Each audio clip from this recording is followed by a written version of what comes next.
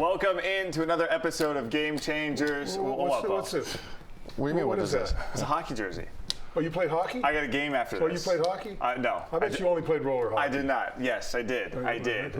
We will never get through an intro. I know. No. We've never. Bo cannot get there. Yes. We will never get through an intro. See, I'm glad Terron is starting to learn what the deal is here. I was either going to comment on that jersey you got, but I'm glad it's Columbus. The Explorers gave you that jersey. That's right, they did. It's nice because you didn't earn it.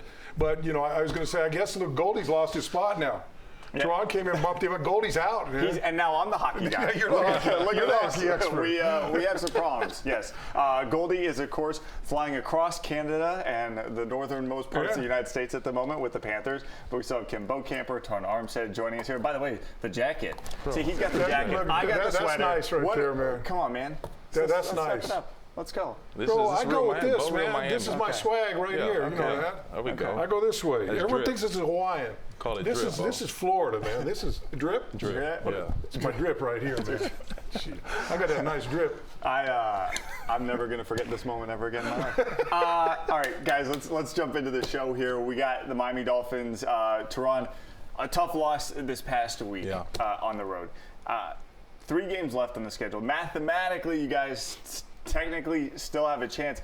What does the mindset have to be for a team at this stage in the season when the chips are really stacked against you? No, it's a hole that we've dug ourselves into. You know, we can't point fingers or blame anyone else. This is our situation that we've created. But our goal, and this is my approach, has been my approach throughout my career, is I take one day at a time, one game at a time. So all the focus, effort, and energy goes into the San Francisco 49ers. Go out here Sunday, let's get this win, and we can only control what we can control, and that's it. So we get this win on Sunday, and then we move on to the next. This is the kind of time where you find out who the professionals are in this game. You got 3 games, and there's still a slight hope that you can get in there, but not much. And so you want to see the guys that are going to come out there and play like it's so like they're playing to get into the Super Bowl, play the best they can do, and get that. Because look, you know as well as anybody else, the other teams got looking at tapes, they're looking at all this stuff, and they're looking for guys that are, because there's so much turnover in this league. You get a guy that plays these last 3 games and he's just sloughing off. Guy looks at that tape, hey, we don't want him on our team, and move on. But I think this is a time when you watch those guys out there, you watch the guys that are busting their ass out there, and those are the guys that you look at and go, we want to keep those guys. We want to see those guys with us next year. I thought Cater Kohu and even Anthony Walker made mention of it in the press conference on Monday. Guys, this is still what we dreamt of doing. So that should never change. The effort come Sunday should not change depending on what your record is at this point in the season. You look, and when it comes to the bottom line, it's a job. And your job's not finished right now. And you got to be proud enough to want to do your job and do it right until the end. And I think that's, look, as much as I'm around this team, I know there's a bunch of guys that are going to be playing that way because that's just the character of the guys in that locker room. Oh, for sure. In order to be successful and to have longevity in your career, personally, you got to play this game unconditional, regardless of the circumstances or the situation. I like that. The film doesn't lie. Like it's on you. You know what I mean? So you got to approach it 10 toes down and full throttle ahead. Like, or else you won't be around for long, honestly. I've never heard someone describe that. You've been playing roller hockey with the Columbus Explorers. That's what this is the Columbus Explorers ice hockey team. Okay. Show them a little respect out there. Only ice hockey team in Dade County. Okay? A little stretch putting that on you, but that's all right. Okay. All right. I just don't need the shots, all right? I'm trying here to be friendly with you, Bo. Okay. You see, what you don't know is Bo and I were supposed to go in on season tickets for the Panthers. And don't start with that. And he left me hanging. No, he said it cost too much money. That's not true. He didn't want to sit in the upper deck. I didn't want to sit in the upper deck. That's for sure. I can't sit up there. All right, it's not all doom and gloom right now for the Dolphins. It is the holiday season, so I don't want to talk about something that was fun.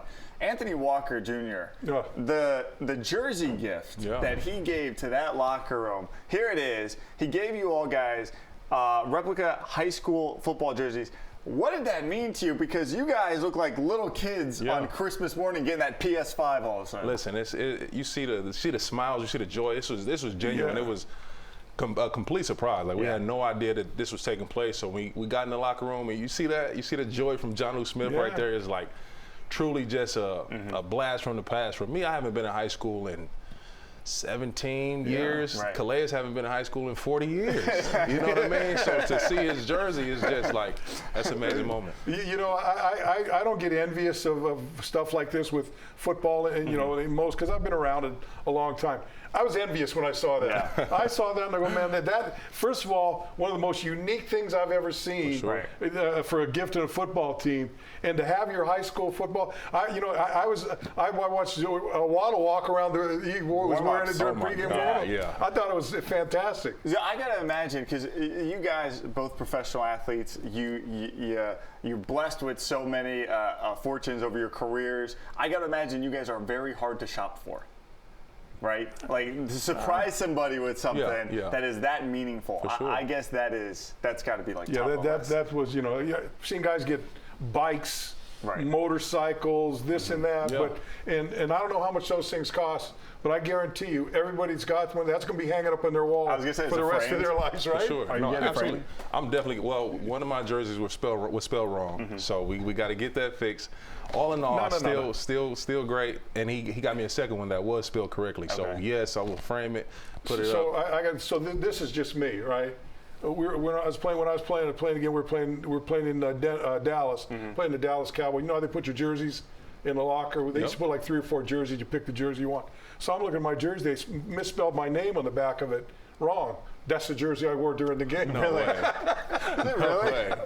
I did. Oh, I did. man. Look at you. And in true bow fashion. There you I go. know, That's I was it, gonna man. say, why you gotta mess with the equipment staff like that? Couldn't help Look, them it's out? fine. It was fine for me. I was happy. What was the difference between the jerseys? They didn't put the P in there. Okay. Yeah. Such an easy name to spell. I mean, I don't know what the hell's wrong with those guys, but anyway, I enjoyed it. All right, we're gonna keep the football talk going. We're gonna dive into. As long as they don't get the number wrong, it's all right. Of course. Right? Well, that's very big. All right.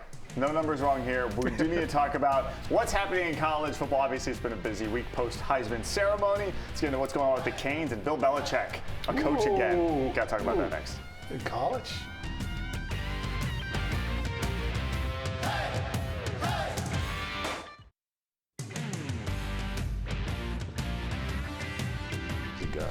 Welcome back to Game Changers. Terron jamming out. He likes the music. He likes the little guitar. He's a music man. That's right. He is. He is a music man. That is a fact. You sing in the shower? 100%.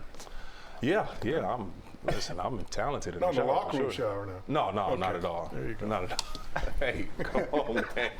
Come on, man. I'm just asking. Are you done? I'm done. Are you done? I won't say anything else like that. Okay. All right. Let's talk a Soaked little up in there and sing a little tune. Travis Hunter wins the Heisman Trophy. Unfortunately for Cam Ward's sake, all Miami was probably rooting for him to obviously get that award. But we do have something to look forward to with the Hurricanes, Cam Ward. Cam says he's going to play in the bowl game. When you talk about a guy who could be the #1 overall pick, this is coming with a little controversy because is it the smart thing? Terron, I'll start with you. Should Cam Ward, considering where his draft prospects are at right now, should he even be sniffing the Pop-Tart Bowl? Yeah. It's tough. It is. It's tough. You can get mixed emotions and mixed opinions. And me, honestly, I'm split. I am, because I understand this is what he does for a living. He's been with these guys now. They put so much time, effort, and energy. Right. You want to finish the season strong. You want to finish with a win. The last time you ever play with these guys, with the majority of these guys. So I get it. Adversely, I understand the safety and security of his draft position. So I get it if he was not to play or don't play the entire game. You know what I mean? But as a competitor, as somebody that loves the game, loves the sport, salute to the young man. But before the prestige of the Pop-Tart Bowl, it speaks for itself. Have you seen that trophy, So though? if you get picked for the Pop-Tart Bowl, what's it? Is a trophy of a toaster? It's a toaster. It's a toaster with the pop thing comes up it's and down? awesome. Yeah. So who doesn't kinda want awesome. that? Right, Who that's doesn't what want to I'm play to saying. win that? He'd give up being the first-round pick to play with that, to Heisman get Trophy, that trophy. Pop-Tart Trophy. You know no what I mean? question. You know no what I mean? question. No question. I do want to, maybe I'm overthinking this, but Bo, do you think because of the NIL era where he's got a little money in his pocket now? I think that makes a difference. You know, like it's not like he's one of these guys who never made a dime. I think that makes a difference.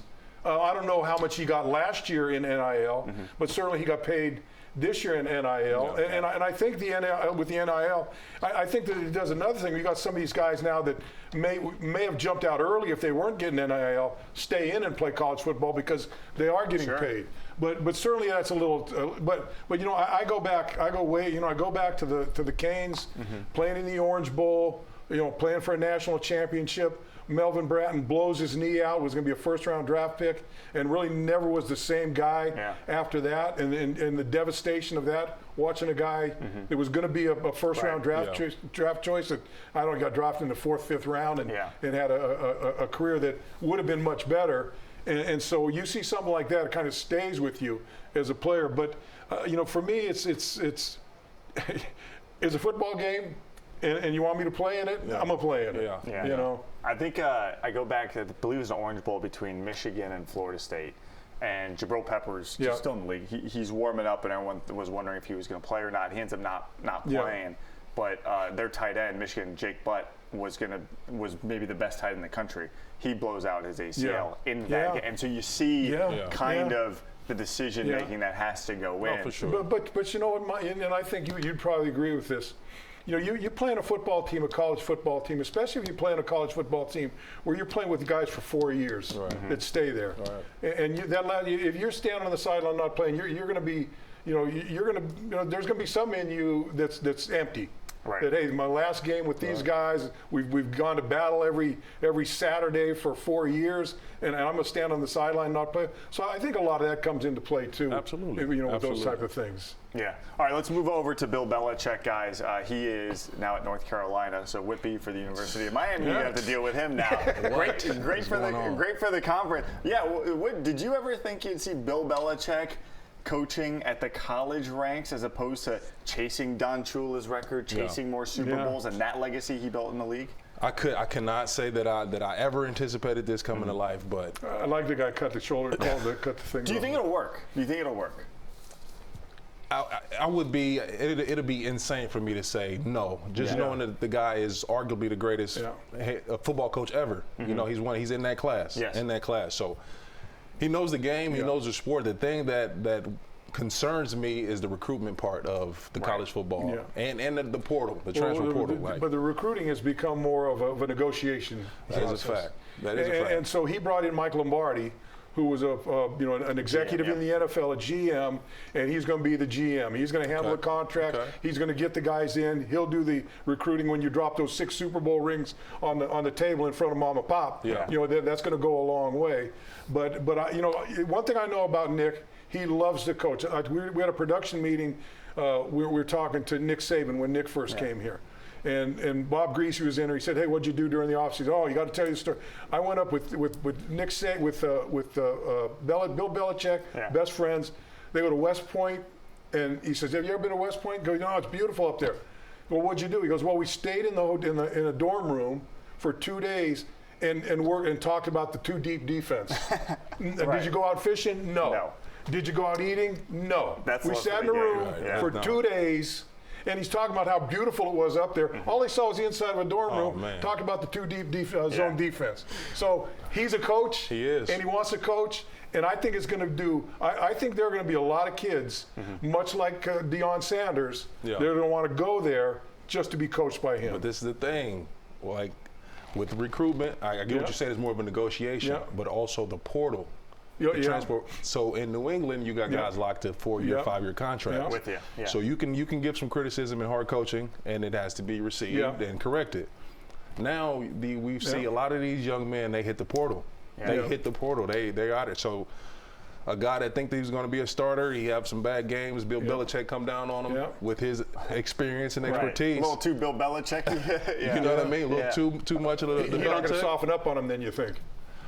I don't see that. I don't see it. He has to be aware of the times that it has changed and the methods of coaching has changed. But the portal is what concerns me. And the portal makes this all basically 1-year deals, right? That's so a fact. you got to recruit the same guy every year because guys will jump into the portal with every hope and intention of coming back to that school, but just hoping that maybe get a little bit more. Look at Colorado. 40 new players came into Colorado this year in the portal. 40 out. 40 in. Did pretty good. Did all right. Yeah. Did all right. Took a little time. Took a little time to get How'd it going. FSU end up? What? Why? Nothing. Why are you doing just that? asking. You are. You know what? Just asking. I probe a little bit. Less coffee for you. Okay. A little feisty, a little Maybe a fiery little latte today. on the way, and it got me going. Yes. All right. We are going to talk. So we do have a hockey jersey. We're going to talk a little hockey when we come back. We had the Panthers, we had the Oilers, and their rematch for the Stanley Cup. You're going to have to take up the slack on the hockey for Goldie since Goldie. Okay, I'll do my Goldie's best. Sam Reinhart, MVP. Got to talk about that too. There you go.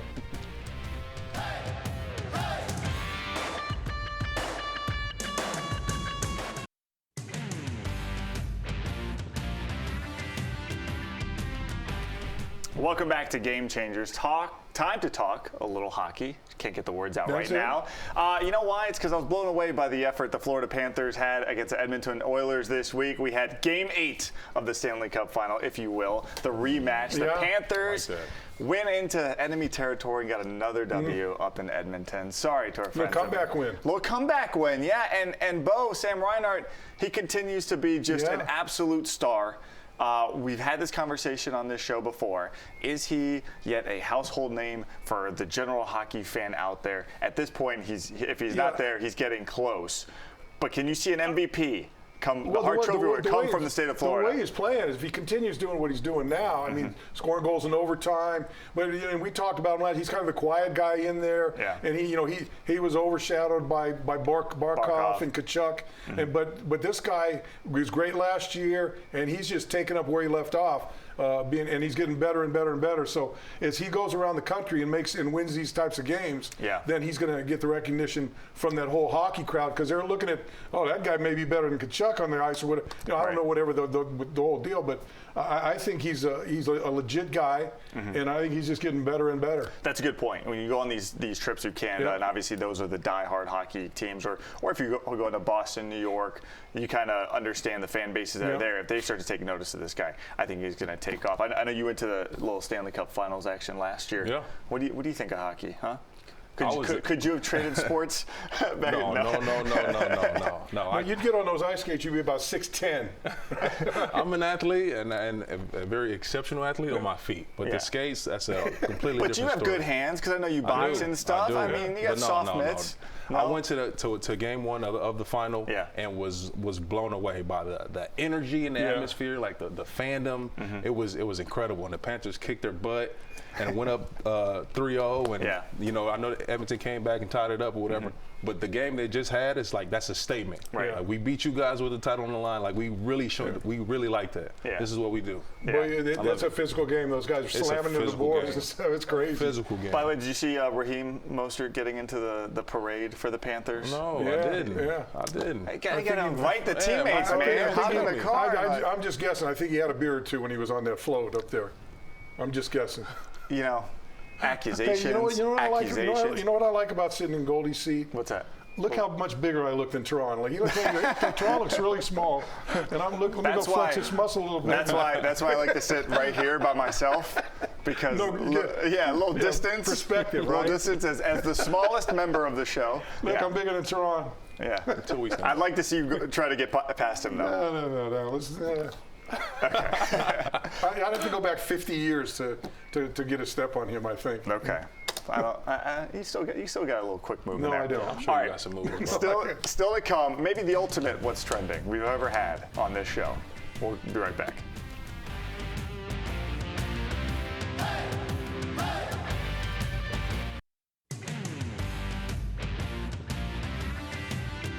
Welcome back to Game Changers. Let's wrap things up with a little what's trending here. We're going to pivot away from sports for a minute. Want to get your guys' thoughts on this. Drones. Are we scared yet? Oh, Bo? I haven't seen a drone flying around in South Florida, but I look on the news and they're flying all over New Jersey. And we're going to be up in New Jersey in a few weeks. I hope they're not lingering around that hotel. No. That's crazy, man. Aliens. I don't know if it's aliens. I don't know if it's some foreign country. It is aliens. It's Bill Belichick spying on. No, he's scouting. He's scouting He's scouting. He's already trying to cheat in North Carolina. Right. He's trying to look in on Syracuse, even though they got a dome. What? It's like climbing up in the press box when the team's practicing. You take a video. This is a Who's that? spy game. Who's done that? Who? The coach in North Carolina right now. Okay, That's who. okay. Oh my. Yeah. Deflate Gate. You know, All right, so we that had team's been cheating for a long time. A lot of gates. a lot of gates. The snowplow game. Yeah. Jeez. A lot of gates over there. Okay, so we got foreign country, we got aliens, and then me. I'm just normally my usual level of scared. No, and what's your anxiety. take? What's your take on the drones? I think it's us. I think it's someone messing around. Well, I think it's someone messing around. I got to. You know, you would hope that if our government knows, they got to know. But if it's something wrong, that they do something. It must just be frivolous stuff going on. So. Yeah. You know, I think we're getting punked by someone, but that's my default. There's someone there's some kid sitting in a room going, I got these guys. This is the funniest thing. How many weeks can we go? We're going about a month of this now. All right, thanks for watching Game Changers. That was an interesting way to end this show, but appreciate Terron, appreciate Bo coming in. Goldie, whenever you want to come back, we have the hockey jerseys out. We don't need you, Goldie. Come on, You know what? He's nicer than you. I'm just saying. He's nicer than you. We need to have four. We can do a four-man table. We can. Right? We can. There you go. All right, we'll catch you next time with a four-man table.